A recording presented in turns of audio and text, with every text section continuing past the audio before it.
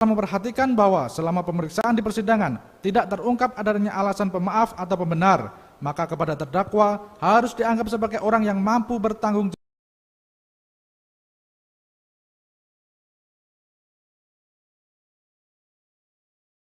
Terdakwa, perkenankanlah kami mengemukakan hal-hal yang kami jadikan pertimbangan dalam mengajukan tuntutan pidana, yaitu hal-hal yang memberatkan. Terdakwa merupakan perwira Polri yang seharusnya mempunyai pengetahuan yang lebih, terutama terkait tugas dan kewenangan dalam kegiatan penyidikan dan tindakan terhadap barang-barang yang berhubungan dengan tindak pidana. Terdakwa merupakan salah satu penyidik aktif di Direktorat Tindak Pidana Umum Barreskrim Polri yang seharusnya menjadi contoh bagi penyidik lainnya.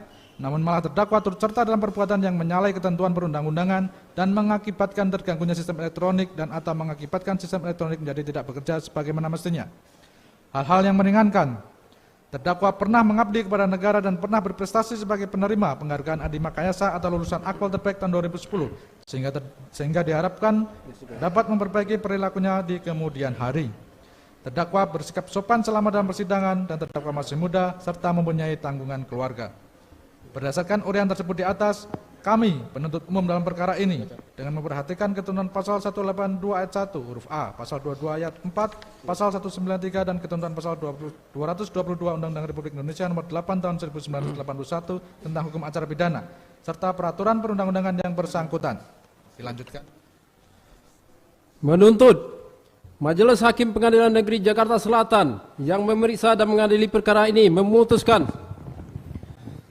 1. Menyatakan terdakwa Irfan Widianto, SH, SIK terbukti secara sah dan meyakinkan bersalah melakukan perbuatan, turut serta melakukan perbuatan dengan sengaja dan tanpa hak atau melawan hukum, melakukan tindakan apapun yang berakibat terganggunya sistem elektronik dan atau mengakibatkan sistem elektronik menjadi tidak bekerja sebagaimana mestinya, sebagaimana diatur dan diancam pidana dalam pasal 49 junto pasal 33 Undang-Undang nomor 19 tahun 2016 tentang perubahan atas Undang-Undang nomor 11 tahun 2008 tentang informasi dan transaksi elektronik, junto pasal 55 ayat 1 ke 1 Kitab Undang-Undang Hukum Pidana sebagaimana dalam dakwaan ke-1 primer. 2. Menjatuhkan pidana penjara kepada terdakwa Irfan Widianto, SH, SIK selama 1 tahun penjara dikurangi selama terdakwa berada dalam tahanan.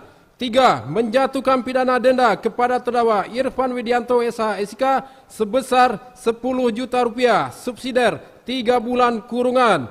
4. Menyatakan barang bukti berupa dari poin 1 sampai poin 55 sebagaimana tertuang dalam tuntutan ini dikembalikan kepada jasa penuntut umum untuk dipergunakan dalam perkara lain. 5. Membebankan terdakwa untuk membayar biaya perkara sebesar Rp5.000. Demikian surat tuntutan ini kami bacakan dan serahkan kepada majelis hakim, terdakwa dan penasihat hukum terdakwa di muka persidangan Pengadilan Negeri Jakarta Selatan dalam sidang pada hari ini Jumat tanggal 27 Januari 2023. Hormat kami penuntut.